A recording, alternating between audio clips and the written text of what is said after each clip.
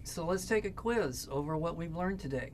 So number one, the overall composition of the Earth is similar to that of a asteroid. Question number two, name one reason why earthquake waves change speed as they move through the Earth. So if you look at those formulas for the speed of the S waves and the speed of the P waves, you'll notice that there were basically three constants that were involved in those formulas. So one would be the density of the rocks. Okay, another was called the compressibility of the rocks. And then the third one was called the rigidity of the rocks. So all of those are properties of rocks that are going to control the speed of a S or a P wave as it travels through it. Number three, what is the name of the boundary that separates the crust from the mantle? Okay, it was called the MOHO. Number four, which type of earthquake wave cannot travel through liquids? So that was the S wave.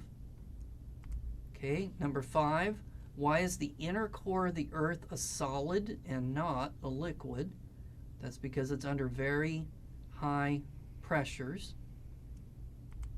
Number six, if a plane was to fly over a large lead deposit, what would happen to the spring on a gravitometer?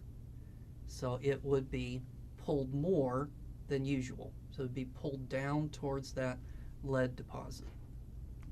Number seven, how is magnetism used in prospecting? So we learned about a magnetometer that would create magnetism that would penetrate the ground, and then that magnetism would interact with any metallic objects under the ground, and then those metallic objects would make their own magnetism that would go back up to the surface and would be detected by the magnetometer. Number eight, which of the following has the greatest electrical resistance?